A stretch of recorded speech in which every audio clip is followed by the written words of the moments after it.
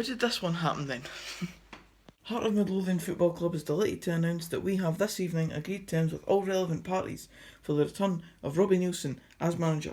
Welcome back, Robbie. And there he is. How, this one came out of absolutely nowhere. Of course, you all know the story. I mean, Robbie Neilson was obviously at Hearts in the past and did well with them, got them promoted at the Championship with a very good record in that season when he managed them then. And then obviously moved on to MK Dons and then came back up to Scotland to manage Dundee United and got them out of the Championship.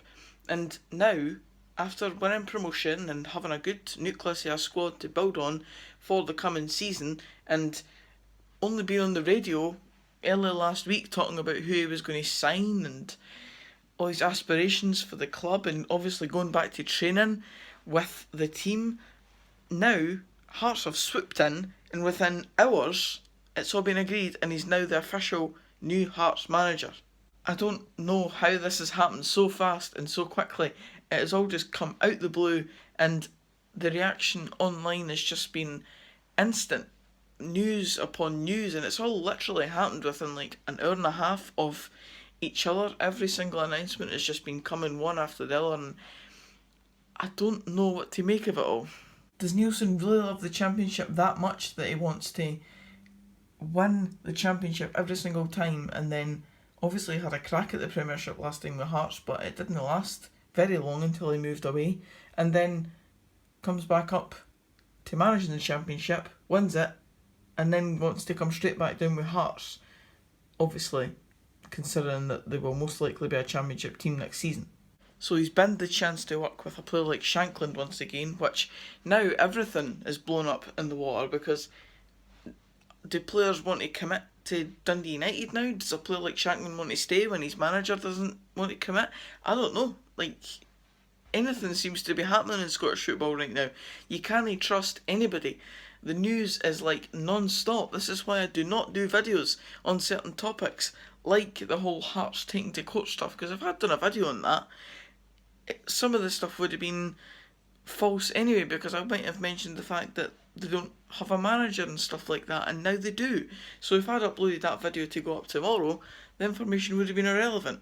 Scottish football is an absolute shambles, and this just goes to show that you can't trust anything. You can't come out and say anything on it, because stuff will just happen at the click of a finger, and you've got no control over the matter. There's a Dundee United fan, he's a snake. Daniel Riley, nightmare. Nairn Ferrier, I know bro, it's like he's addicted to the Championship. And that's just some of the replies that I've had in my own personal DMs. Never mind the stuff on Twitter, because that is obviously where it's all popping off. It is 7:31 on Sunday night. The tweet has been up for 7 minutes and it has 730 retweets and 1,084 likes, with the first reply being from your man Aaron Fraser. You beautiful man. There's Manpreet. Time to stop relegation in the courts. That's the next thing on the list for Hearts, obviously. And there he is, Robbie Neilson.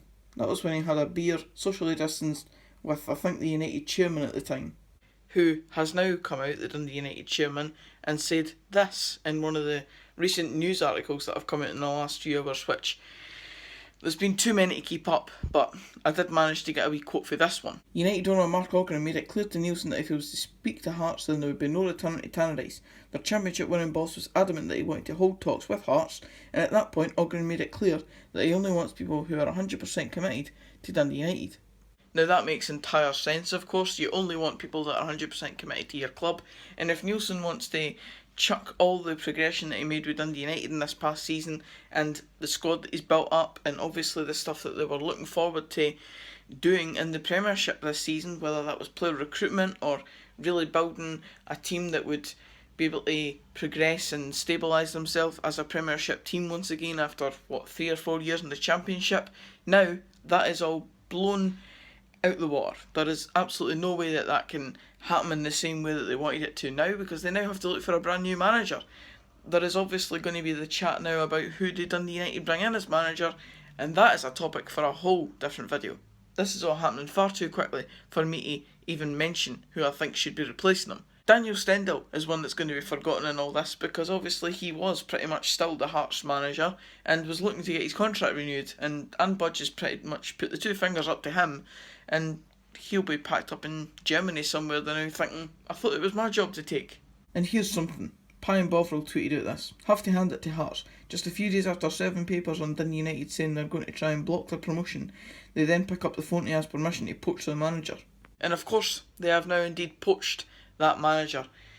Dundee United fans must be raging. Hearts fans will be absolutely ecstatic. They were already ecstatic at their club on the stance they've took against the whole of Scottish football by the looks of it, and now they've put two fingers up to yet another club who they were already putting two fingers up to by dragging them into the court proceedings on trying to block Dundee United's promotion. Now, imagine if Hearts managed to block Dundee United's promotion and now take their manager.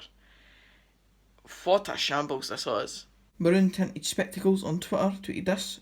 Regarding Neilson, there will always be a vocal minority, and it is a minority, of Hearts fans who will never get past the Hibs Cup upset in 2016 or Birkirkara. I'm assuming that was a Europa League exit or something like that.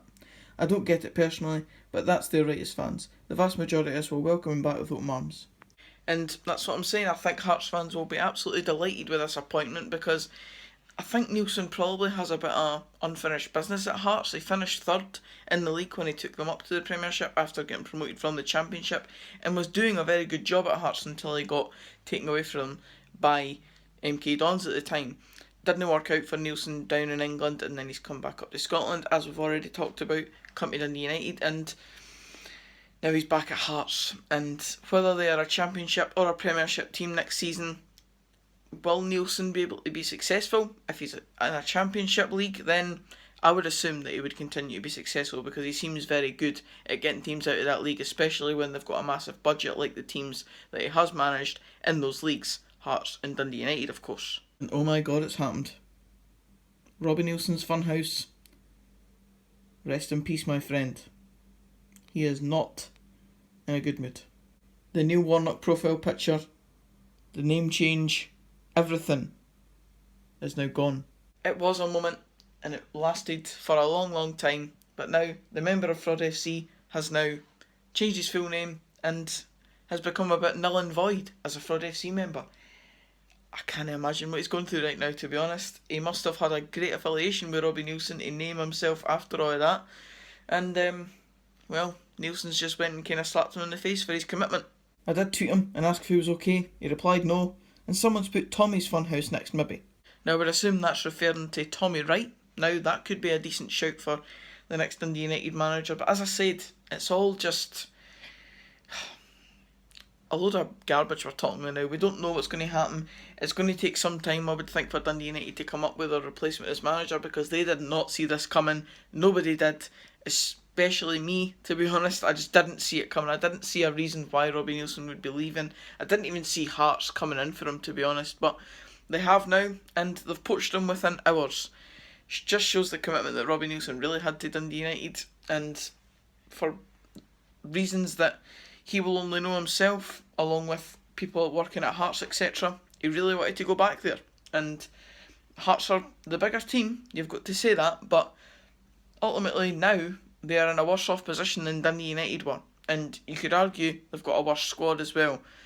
Players like Lauren Shankland, Callum Butcher, etc. at Dundee United, he'd built a really good nucleus, and now he's coming into a place like Hearts who, yes, they'll have money behind them and they'll be able to invest, and if they are a Championship team, probably get straight back up to the Premiership, but there is in no way the same quality of squad, in my opinion, at Hearts right now than there is at Dundee United. One thing though, does this bring Hearts into the race for Nisbet?